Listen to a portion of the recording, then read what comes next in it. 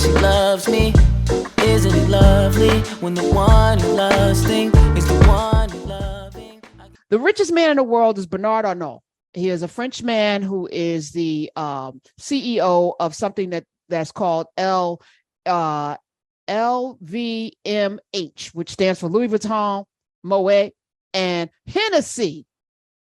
He is worth north of $230 billion. I think personally, $203 billion is his stake, $203 billion.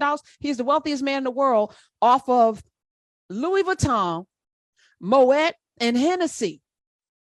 Now, I'm not saying all of that is because of Black people, but I'm saying that most of that is because of Black people. And whether it's Black people buying it or Black people giving the cosign and the nod to the rest of the culture that this is having a full set of Louis Vuitton luggage, having a Louis Vuitton backpack. I think there was a whole rapper that had a whole album with a Louis Vuitton backpack on it. I'm not sure, but I think that Hennessy alone, I'm saying something right now, and I don't know Mr. Bernard Arnault, but I know he's not in my community. I know that I haven't seen him anywhere in our community, and I think about how we bolster brands. I look at Jay-Z and Beyonce at Tiffany.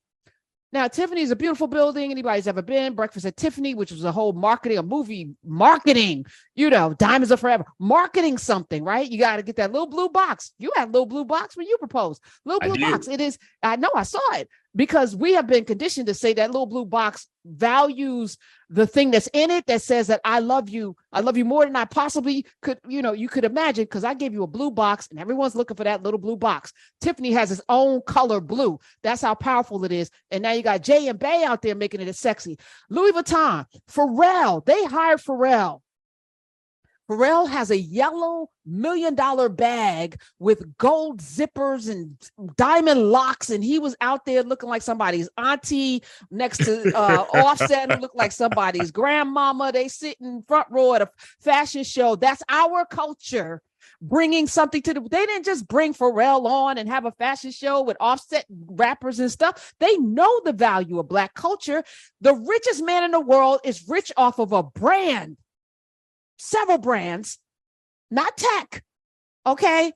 So yep. I'm saying something today that we're going to talk more about, but I think about even how we move in universities, the kinds of cultures we must bring to an MIT when we show up at Harvard. It's no coincidence that Barack Obama was the editor of the law. Like, he brought some swag. I'm sure he and Michelle, when she was there, a whole lot of Black folk coming through Harvard. It's not just about a check box. It's about a culture that we bring when we come into a space. We bring that. And I feel like maybe taking it away, they're going to F around and find out, but also maybe we will F around and find out. Maybe we will find out, and we don't have to come in hat in hand and be, I'm just, I know I'm one of a few, and or think we're magical and special because we got into a place because of affirmative action. And let me just be clear, I probably would not be at the Daily News, but let me say, the Daily News got sued for racism, which forced them to have to go and then correct the situation. So I know I'm there on the backs of Black people that fought for equality, but we're going to keep fighting. Like, having a law ain't going to change the minds of people. It's not going to make people see you as something worthy.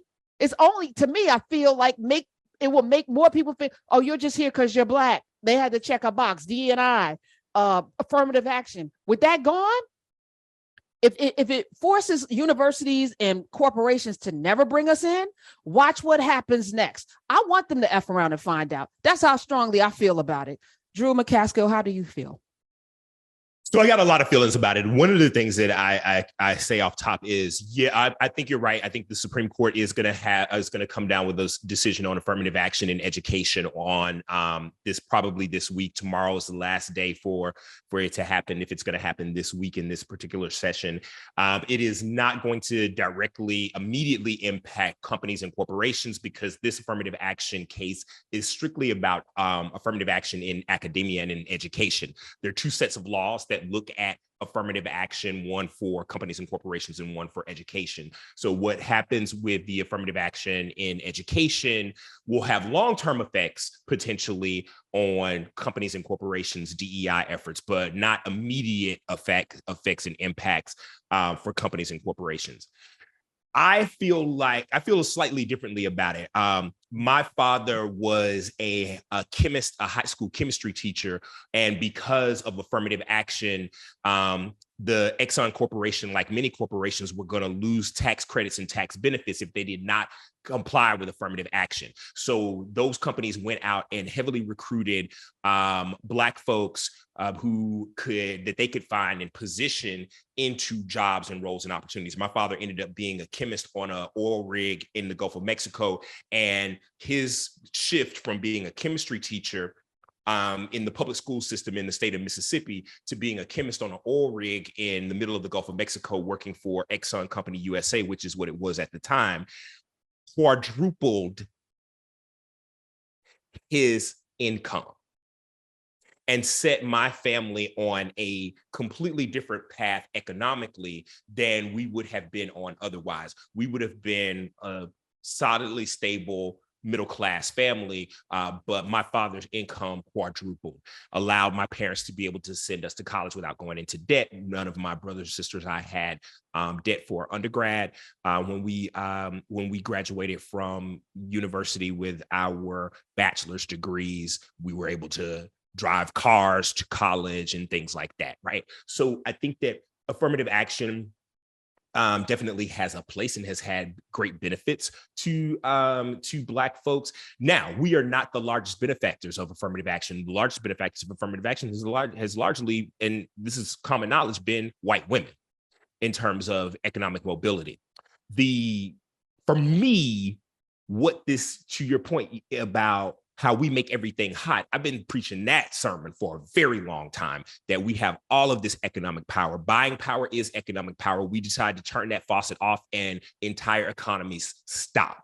And we don't have to turn the faucet off for long, extended periods of time. We can turn the faucet off for a month in a couple of categories in consumer goods in particular, and it will shift those companies' ability to go to the market and talk about their stock price, right? Because when we buy these things, we literally shift the category, right? And so you look at Louis Vuitton, Moet, Hennessy, and none of the things that company sells for this man to be the richest man in the world, none of them are essential items. He does not sell food. He does not sell water. He does not sell housing. Come right? on. He does not sell oxygen. None of those things are essential items. And so you have to think about that we are using discretionary income to buy these things. I absolutely bought my fiance's engagement ring from Tiffany. One of the reasons why I bought that engagement from Tiffany is Tiffany was one of the first companies to actually do LGBTQ plus advertising campaigns and cast queer people in their advertising campaigns. It was the first brand that I ever saw do it. It was on CNN when they decided to open the aperture for what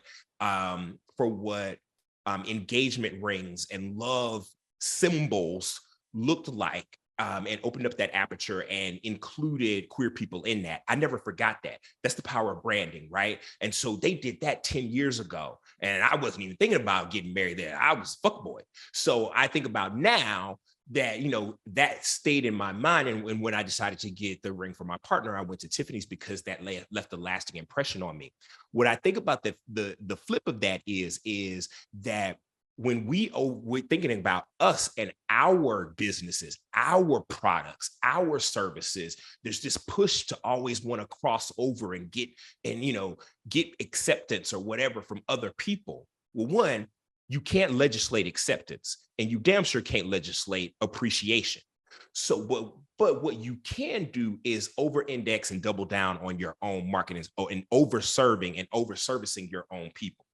Right? I have on a shirt today that says Black hair is professional, because I'm doing some work with my company and my corporation around the Crown Coalition and the Crown Act, right? And there's a whole group of people out there who are out trying to shift the legislation on that and passing the Crown Act, and it's getting passed in state after state, and awareness is driving that. What the team that I work with and the company that I work with, what we try to do is like, okay, well, we got people working on the legislation and the legal part of it. We need to work on shifting behavior. And how do we shift behavior and take a double prong approach to this thing? Because I know you can't legislate acceptance. I know you can't legislate awareness, right? You got to shift mindsets and culture and thought processes. And so, you know, we're educating 1 million gatekeepers, that we call them, the people who are hiring managers and HR professionals, about the fact that when you discriminate against somebody's hair, that is race discrimination. And you have to change your mindset about that, right? And so we're doing training and all that sort of thing. Is training the final piece of this puzzle? No, I think you got to exit bad actors, right? So so that's the piece of the culture piece of it. And we talk about that in training too, is that like, this isn't about bringing more people. The problem with diversity and inclusion, I feel like from the beginning, and I've said this, and I've had jobs working in diversity and inclusion. I've been trained in diversity and inclusion. I am still a proponent of diversity and inclusion, but the missing piece of diversity and inclusion is not just bringing people into a burning house and a burning building. You got to put the fire out in the building before you bring those people in. And putting the fire out in the building is about exiting bad actors. If your values truly are about inclusion, right? Inclusion requires the extra effort to say, even if you are good at your job and you do not follow these principles, and you are racist, misogynist, homophobic, and your actions are impacting these other people, you can be good at your job and still lose it, because this is a non-negotiable for us. That's a shift in culture. And you can't necessarily legislate that. But what you can do is that you can begin to shift behaviors and mindsets and hold people accountable internally and say that we will exit bad actors. Right. And so you got to have a multi-pronged approach. Affirmative action will not do this alone. You also have to have a whole other subset of things that you are doing to shift behavior and mindset. And you got to have consequences for people, even when the law does not dictate that you have consequences. And let me just be clear.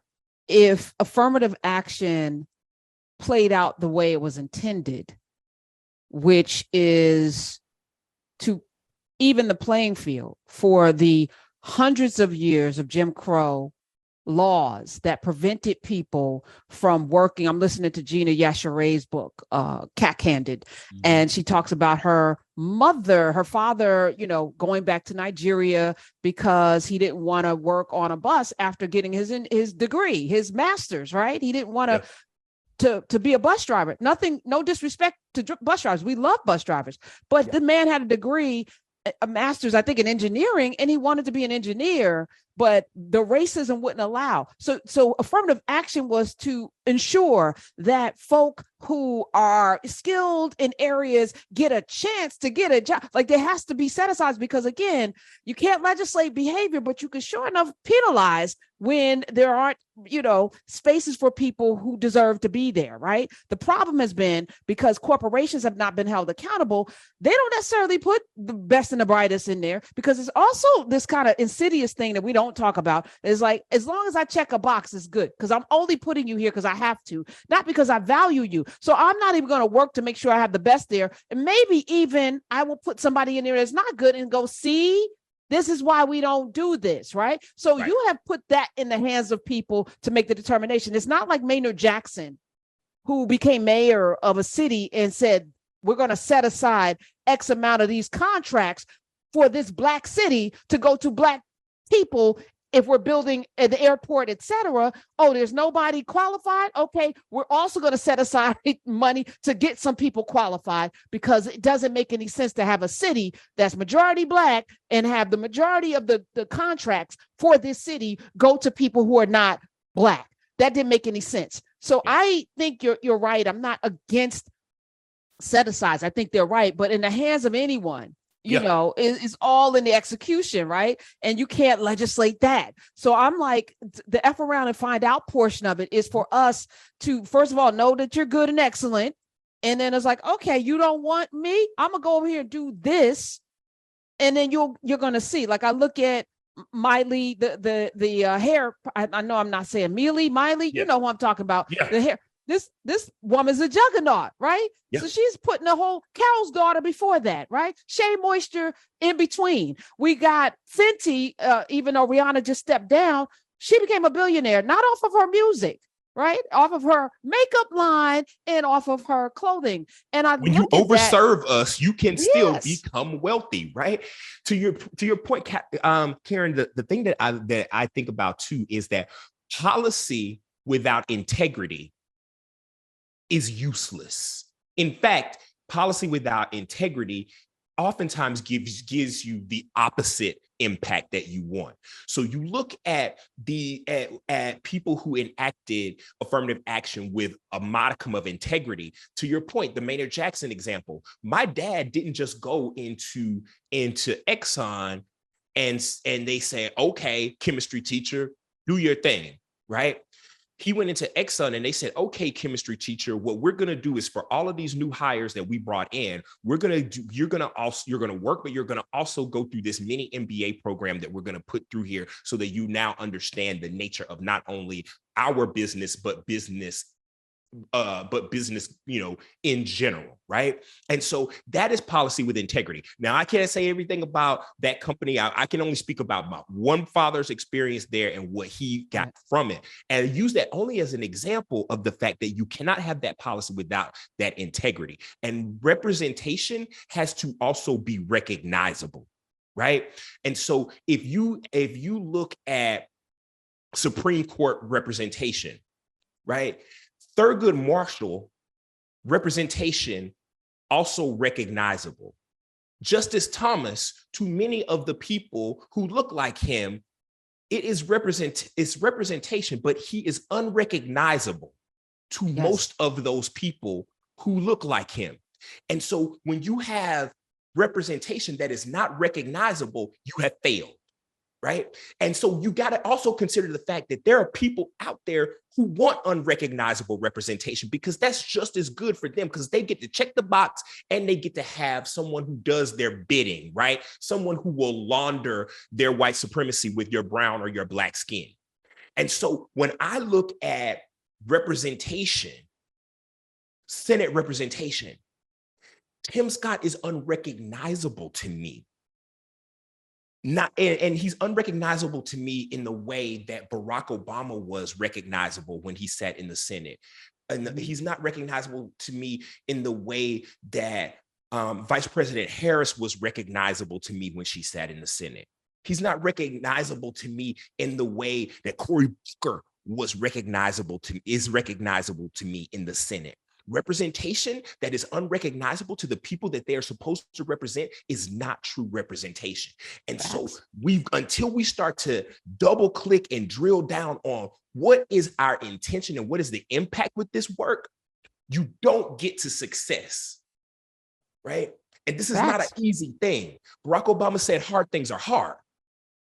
And it's so much harder to get recognizable representation than it is to get representation. And until that representation is recognizable to us, we should rage against the machine and fight back against it and call it that. And if you are one of these pick me Negroes, that's what they call pick me. You've been picked and selected. You have to make sure that you become recognizable and that you represent, that you do all of the things that you have to do to be not just worthy of the position for yourself, but for all of us. Because I do feel the burden, and it's not a burden at all when you represent. It's like you represent your mommy and your daddy. You represent your community. You represent more than just yourself. Every time we step into the room, and it shouldn't be a burden. It should be a pleasure to show up for us.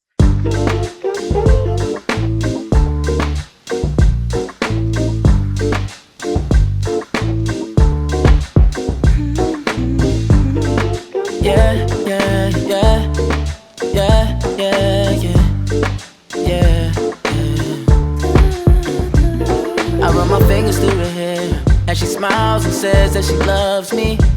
Isn't it lovely when the one you're lusting is the one